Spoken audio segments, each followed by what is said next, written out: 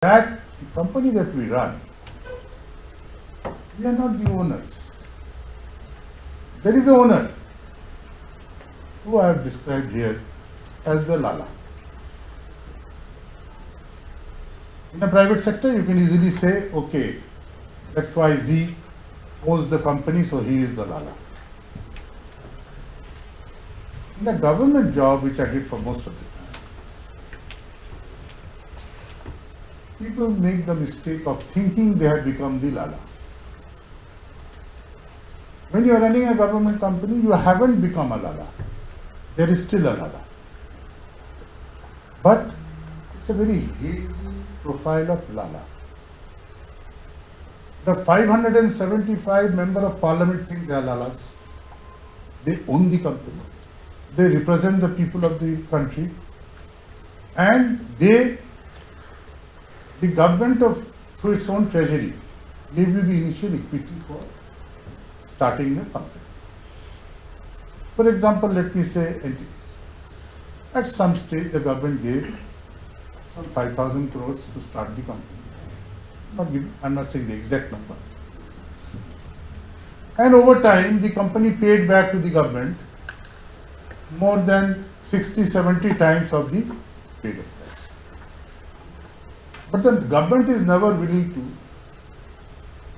take back the original paid up capital of the government. The moment that happens, then they lose the ownership of the. They want to remain the Lala. By virtue of that minuscule contribution, which is not even half the annual profit that the company makes. The company makes about 12 to 13,000 crores profit every year. So it can pay off the government any time. But then, by virtue of that and virtue of regulations, by virtue of the right that you established as a Lala, you are entitled to a certain percentage of profits. You are entitled to certain dividends every year. You can dictate. So, then what happens? Who owns this company? As per Constitution, the President of India. But do you think that you can go and report to the President of India every day? So, there is an administrative ministry and there is a minister of the ministry. The minister is supposed to represent the President in becoming the Lala. Now the minister, does he have time to really look at you? He doesn't have time to look at you. So then there is a secretary in the ministry who is supposed to be implementing the actions required to be done by the President.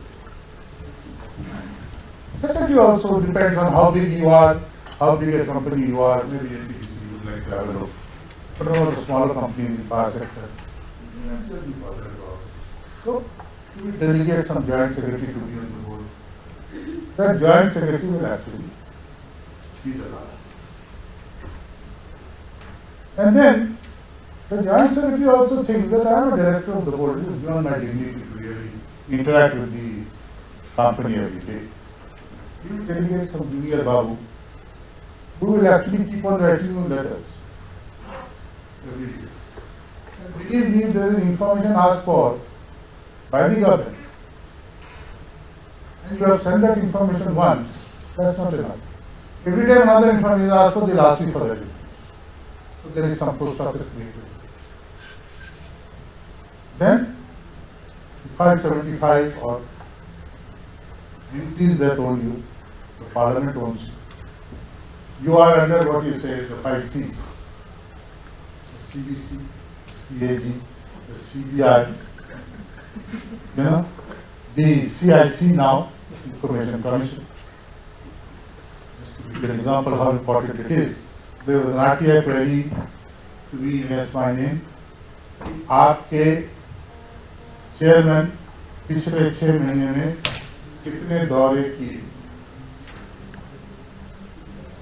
उस दौरे में company का कितना खर्चा हुआ, उस खर्चे में चेयरमैन के भोजन पे कितना खर्चा हुआ. All 3 RTI questions. Only 10 rupees given by them. You have to answer all these questions. But there are ways of getting out of it. I told my company secretary that you post all this on my website. After all, I can travel as per the eligibility class. I can take a TA or a DA as per my eligibility. And that's what I'll spend. But these happen.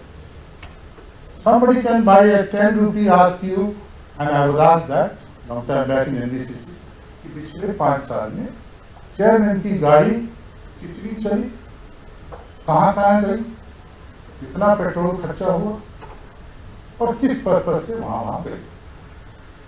It's a simple question.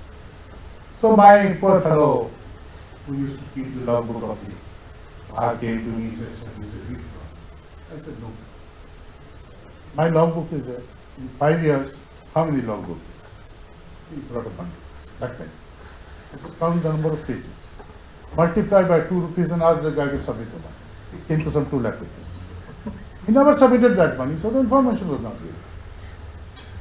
So we also invent ways to become Lalas, but we don't see how it helps the organization. Therefore, I have tried to document this by saying what happens, how you overcome that. And believe me, I've talked about a private sector Lala. In a private sector Lala, there is one mantri and everybody is a santri. You can be vice president, you can be president, you can be anything called, designation can be anything. Some people give vice president designation on joining, and the young boys and girls feel very high and vice president. But then the mantri is one. It depends on what he is. He may be a sophisticated, Harvard educated guy. He may be just an ordinary guy. But believe me, they all understand Rokra. So at the end of the day, they would want to know from you कि कितने पैसे कमाए और कितने खर्च हो गए. All Lalas will want to know that. Government Lala also wants to know this today because all these companies have got listed. People like you and me invested. We want to know what is the dividend that the companies pay. So you have to be careful. You have to visit your shareholders abroad, outside the country, and they ask you all embarrassing questions. There was a time when I went to Singapore and I was doing this conference. That time I was doing my PhD. So one investor raised his hand and asked me, "What's the subject of your PhD? How is it relevant to your company? And how are you able to give that time running the company?" So therefore, these are the things which is in this book.